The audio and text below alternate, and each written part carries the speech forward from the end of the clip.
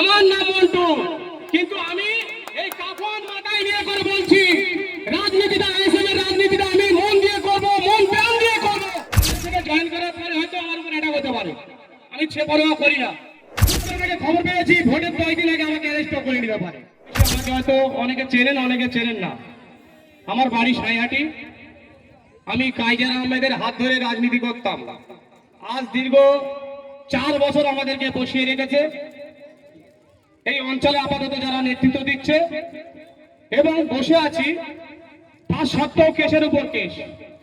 2025 19শে December আমার স্ত্রীকে নিয়ে আমি বেলেঘাটা সুভদ্রমন আশ্রমে যাই ব্লাডের জন্য। ওই দিন সন্ধ্যে 6টার সময় আমার নামে কেস হয়। তো তৃণমূলে থেকে রাজনীতি করতে পারবো না, রাজনীতিটা ওরা করবে, ওদের নেতৃত্ব দিয়ে ওরা নেতা হবে। আর আমি কাইজার আহমেদের নেতৃত্বে দল করতাম। আমাদের অপরাধ, কাইজার আহমেদের অফিসে আপনারা দেখেছেন মাস 2-3 আগে অফিসটা ভাঙা হয়। সেখানে অভিষেক ব্যানার্জির, মমতা ব্যানার্জির ছবি ছেড়ে দেওয়া হয়, পুড়িয়ে দেওয়া হয়। যেসব দুষ্কৃতীরা ভাঙচুর করে তাদের সিসিটিভি ফুটেজ থাকা সত্ত্বেও তাদেরকে পুলিশ কোনো প্রোটেকশন নেয়নি। এইসব মনে ক্ষোভ নিয়ে এবং মিথ্যে কেস দিয়ে আমাকে জর্জরিত করে রেখে দিয়েছে, যার ফলে মনের দুঃখিতে, ক্ষোভে, অভিমানে আজকে আমি তৃণমূল দলটা ত্যাগ করে আইএসএফে জয়েন করলাম। আপনারা সকলে আমার পাশে থাকবেন, আমাকে সাহায্য সহানুভূতি করবেন। এবং আমি আমার গ্রাম থেকে খবর আসছে যারা সিপিএম এর হারমাত, তারা সাইহাটি বটতলায় মাচায় বোমের ধরে নিয়ে বসে আছে। আমি কিন্তু কাফনও কিনে নিয়ে এসেছি সাথে করে, ভাইজানের দল করতে এসেছি, আমার সাথে কাফনও আছে।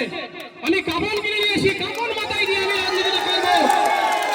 এবং 2021 সালে আমার ভাইজান একটু সময় দেবেন, আমার ভাইজান ছিল, ভাইজান গিয়েছিল, ভাইজান জানে না, আমার নাম করে ফেলেছিল। আমার নাম মন্টু, আমার নাম মন্টু, কিন্তু আমি এই কাফন মাথায় নিয়ে করে বলছি, রাজনীতিটা আইএসএফের রাজনীতিটা আমি মন দিয়ে করব, মন প্রাণ দিয়ে করব। আপনারা আমার সাথে থাকবেন, সাথে থাকবেন। আরেকটা কথা বলি, আমাদের গ্রামের সাইহাটি 259 নম্বর বুথ পঞ্চায়েত মেম্বার শহীদুল চৌধুরী, তার ভাই কিয়ামত চৌধুরীর নামে ঘরের টাকা অ্যালটমেন্ট করা হয়েছে, অ্যাকাউন্টে টাকা ঢুকেছে, ঘর হয়নি।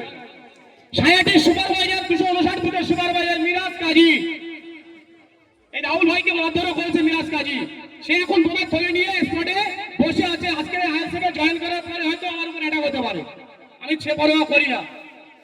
তো ওই মিরাজ কাজীর বোনের নামে একটা ঘর ঢোকে, মিরাজ কাজীর নামে একটা ঘর ঢোকে। আমি ভাইজানের সামনে বলছি, মিশে কথা বলছি না, তদন্ত করে দেখবেন ঘর হয়নি, অ্যাকাউন্টে টাকা ঢুকে গেছে।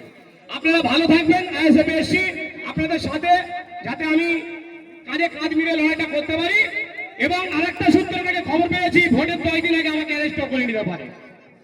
ভাইজান দেখবেন, ভাইজানের দলে এসছি, আমার সাথে আরো ছেলেপিলে আছে, হুমকি ধুমকি চলছে, অনেকে আসতে পারিনি, সীমিত কটা লোক নিয়ে এসছি, আগামী দিনই সংগঠন দেখানো যাবে।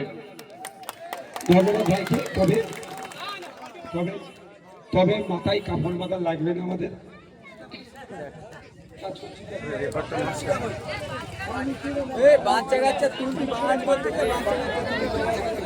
মাথায় কাপড় বাঁধা লাগবে না ভাই, মানুষের জন্য রাজনীতি করব, মানুষকে সাথে নিয়ে করব।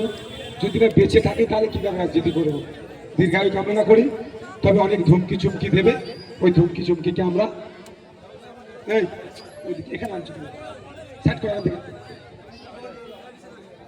ধুমকি চুমকি উপেক্ষা করে মানুষের জন্য রাজনীতি করবো। ধন্যবাদ।